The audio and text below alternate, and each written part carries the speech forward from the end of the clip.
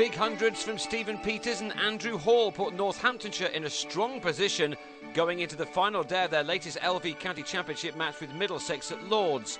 These are the highlights of day 3.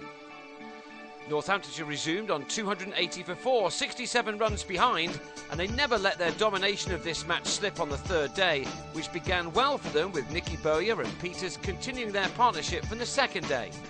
Peters had begun with his second 100 of the season against Middlesex already under his belt, and he was not about to give his wicket away.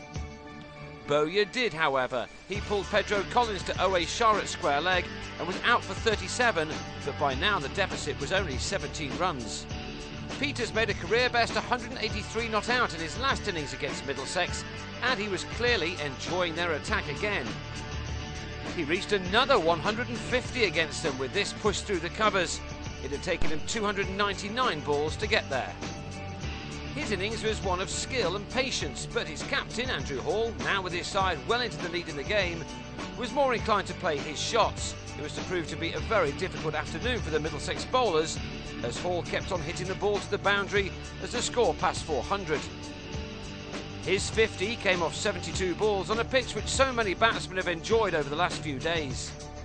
This edge of a flashing drive from Peters took him past his previous best score. That was at 183 earlier in the season against Middlesex. They must be sick to death of him. It seemed that the best way for them to take a wicket was to run at one of these two, and Hall did his best to help them.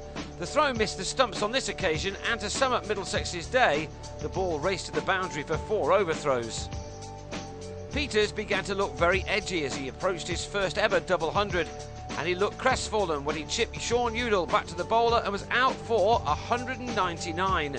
It was still the highest ever score by a Northamptonshire batsman against Middlesex, and in the end he batted for exactly 9 hours.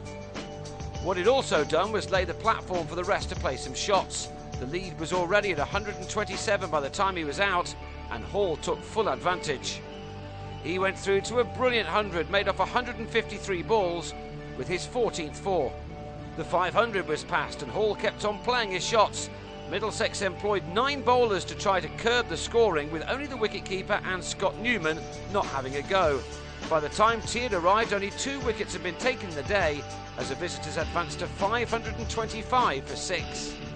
David Murphy, who's at Loughborough University and deputising behind the stumps for the injured Niall O'Brien, also made a half-century, his first in the LV County Championship, and when Hall was out for 133, he declared on a massive 581 for 7. That gave them a lead of 234, and in the second over of Middlesex's second innings, they lost Newman. He edged his third ball from Jack Brooks to first slip, Hall continuing an excellent day by taking the catch. There was now a huge task ahead to save the game, but Shah started well enough, and it might have been much worse for Middlesex by the end of the day. Shah, who was out leg before shouldering arms to Brooks in the first innings, got away with his same decision this time. And Sam Robson took exactly the same risk. He also got the benefit of the doubt. Both were living dangerously, and Shah was put down in the gully off the excellent Brooks, to the frustration of the slip fielders and keeper, who jumped up in unison. But vitally, both batsmen did manage to survive until the close, with Shah ending the day with a 4.